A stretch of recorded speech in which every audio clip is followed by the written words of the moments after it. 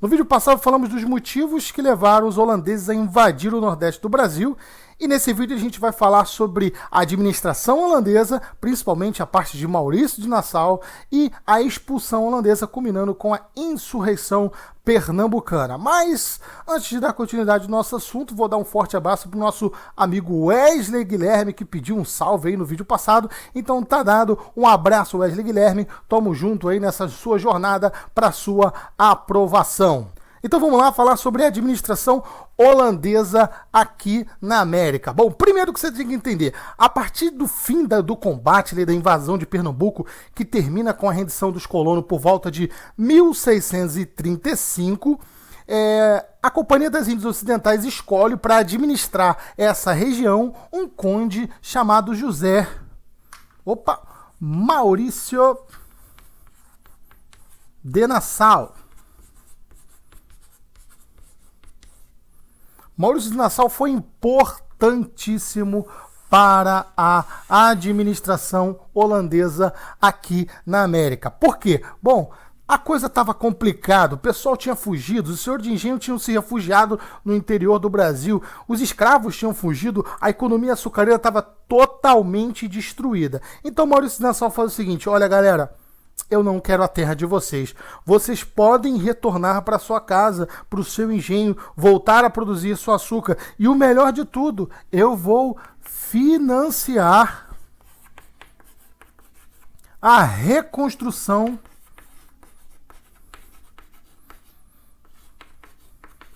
dos seus engenhos. Isso aí, eu vou emprestar dinheiro para vocês, para que vocês reconstruam o seu engenho, comprem escravo, comprem muda de cana-de-açúcar e voltem a produzir açúcar. E o melhor do que isso, eu vou pagar pelo seu açúcar mais do que os portugueses pagavam.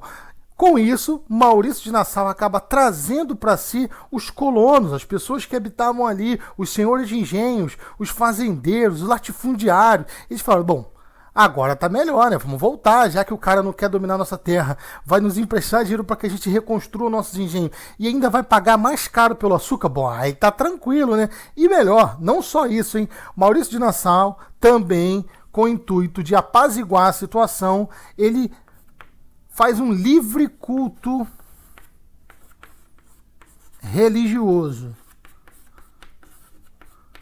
O que significa isso? Como havia muitos judeus aqui e tudo mais, ele libera a religião à vontade. Os holandeses eram protestantes, os colonos, a maioria deles eram católicos. Havia judeus também. Isso vai culminar com o quê? Com a construção da primeira sinagoga do Brasil durante esse período da administração de Maurício de Nassau. Tranquilo, galera? Ou seja, ele acaba apaziguando, trazendo todo mundo para perto. Ele fala: pode cultuar a religião que você quiser, eu vou pagar pelo seu açúcar mais caro que os portugueses pagavam. Ou seja, ele é um cara, de certa forma, tranquilo, um ótimo administrador para os colonos, hein? Coloque isso na sua cabeça, para os colonos, tá bom? Além disso, ele faz muitas obras públicas. Obras públicas. Como assim? Drenagem de pântano, construções de ponte, reconstruções de cidade, construções de novas cidades. Uma cidade muito emblemática ficou chamada de Maurícia, conhecido como a Nova Holanda, que ele reconstrói a cidade, faz prédios, palácios maravilhosos, ele faz construções de escolas, ele tinha até um projeto para construir uma universidade aqui na América. Olha que bacana, não consegue, mas ele tinha esse projeto. Ele constrói também o primeiro observatório astronômico da América, justamente durante o governo de Maurício de Nassau no Nordeste. Então, a partir de 1640, a Companhia das Índias Ocidentais ela passa a dominar também outras possessões portuguesas e espanholas na África, ali na costa da África. Por que isso?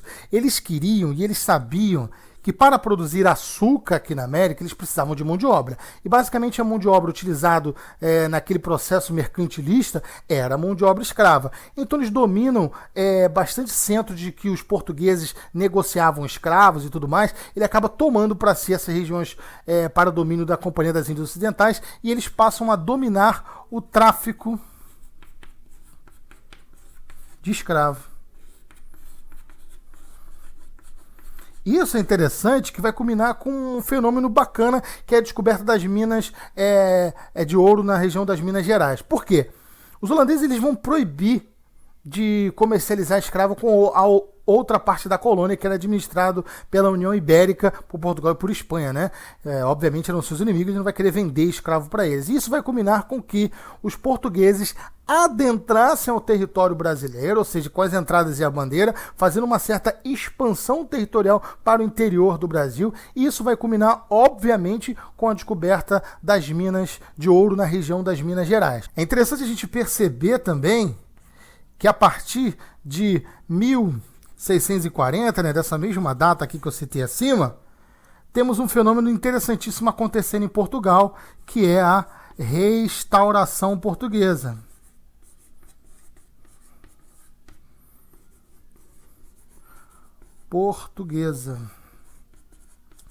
Que foi aquele momento em que os portugueses conseguem se livrar do domínio espanhol, colocar um rei português da dinastia de Bragança para começar a administrar as possessões portuguesas tanto na Europa, na América, na Ásia. Óbvio, eles tinham perdido muita coisa durante a União Ibérica, porque Portugal acaba adquirindo todos os inimigos espanhóis, inclusive os holandeses. Vamos entender agora como aconteceu o processo de retirada dos holandeses desse território. Mas para a gente entender isso, a gente tem que entender um fenômeno chamado da crise do açúcar. Por quê? Tudo estava indo muito bem, né? Tudo estava indo maravilhosamente bem. Maurício de Nassau emprestou dinheiro, estava a cobrar a longuíssimo prazo. O cara é um excelente administrador, trouxe todo mundo para perto dele. Mas, porém, todavia, contudo, uma grande seca na região fez com que a produção do açúcar reduzisse bastante. E não só isso, houve doenças. Uma epidemia generalizada na mão de obra escrava, fazendo com que reduzisse também a mão de obra para trabalhar nesses engenhos de açúcar. Então, essa seca acabava culminando também com sabotagem, com queimada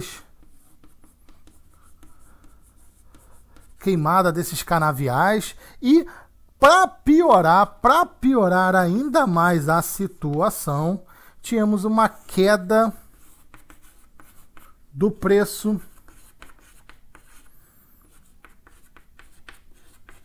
do açúcar na Europa, ou seja, o açúcar acaba caindo de preço. Olha aqui, temos uma produção reduzida, uma queda de preço, e isso tem uma crise generalizada do açúcar nordestino, né, do nordeste do Brasil, principalmente oriundo ali de Pernambuco.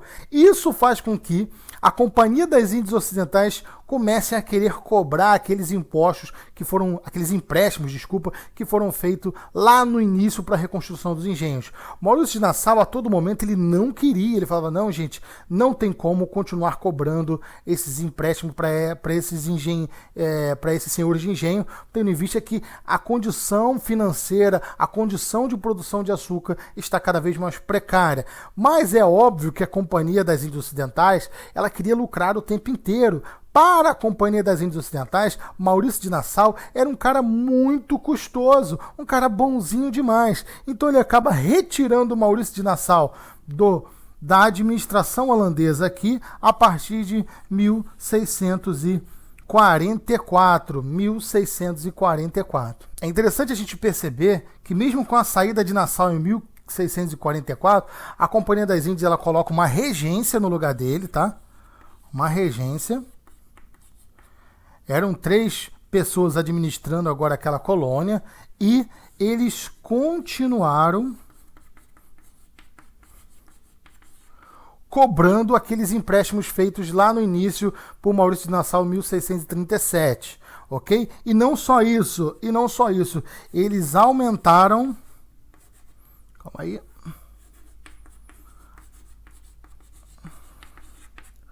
os impostos. E também colocar um fim nesse livre culto religioso. Isso vai gerar um conflito enorme nessa região de Pernambuco. Isso vai culminar com o medo dos senhores de engenho que tinham de perder as suas terras, com aquelas pessoas que estavam sendo perseguidas agora por cultuar uma religião um pouco diferente. Isso foi bastante complicado e foi o estopim para o início dos conflitos. Esse processo de expulsão dos holandeses ficou conhecido como insurreição pernambucana.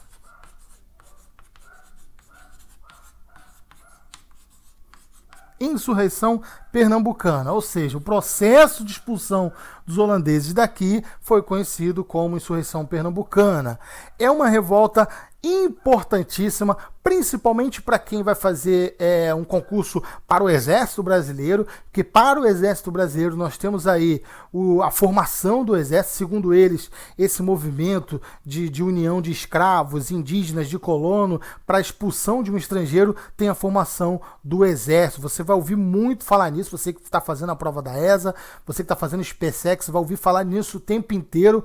É óbvio que você que vai fazer um vestibular, o foco já é outro, não é tão romântico assim. Temos aí a formação do exército somente lá, um exército organizado, né? Somente lá na Guerra do Paraguai. Aqui é mais uma visão romântica que o exército criou, óbvio, válida, mas é interessante você ter essa visão para quem vai fazer uma prova diferente. Vai fazer Enem, vestibular, tem em mente que o exército só se forma verdadeiramente durante o conflito da Guerra do Paraguai, tá ok?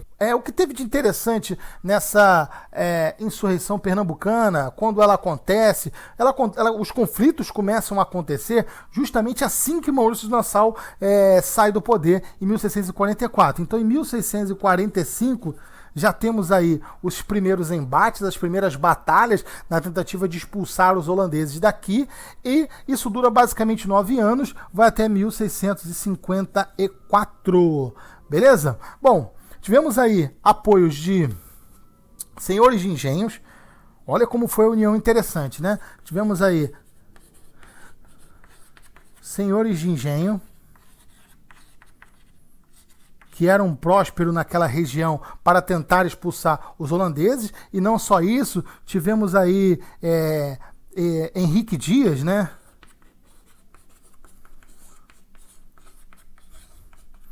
Que é um ex-escravo e liderou também um grande exército de ex-escravo na tentativa de expulsar os holandeses daqui. E tivemos também indígenas, que é o indígena conhecido como Camarão ou Tupi, que liderou também um grande exército indígena para expulsar os holandeses desta região. Bom, a batalha mais significativa da expulsão dos holandeses, principalmente para quem vai fazer um concurso militar, é a batalha conhecida como Batalha de Guararapes, que acontece praticamente em 2 momentos. O primeiro momento em 1648, quando os revoltosos, os insurgentes acabam vencendo, e também em 1649, quando eles conseguem definitivamente expulsar daquela região, e os holandeses acabam se refugiando em Maurícia, lá na região de Recife, e em 1654, olha atenção nessas datas para quem vai fazer um concurso militar. Os portugueses enviam reforços e acabam expulsando de vez os holandeses daqui, eles assinando ali sua rendição em 1654. Qual é o problema para a expulsão dos holandeses daqui? Bom, eles não vão desistir de produzir açúcar, eles não vão desistir de continuar lucrando. Então eles vão para a região das Antilhas e começam a produzir um tipo de açúcar mais barato do que o açúcar oriundo da cana-de-açúcar, fazendo com que a crise do açúcar aqui no Brasil, para os portugueses nesse caso, que já tínhamos aí o fim da União Ibérica, fazem com que a crise se acirre ainda mais. Bom, espero que vocês tenham gostado desse vídeo. Muito obrigado por tudo. Deixa aquele like, se inscreve no nosso canal, compartilha esse vídeo, não se esqueça de assistir nossos outros vídeos. Um abraço, valeu!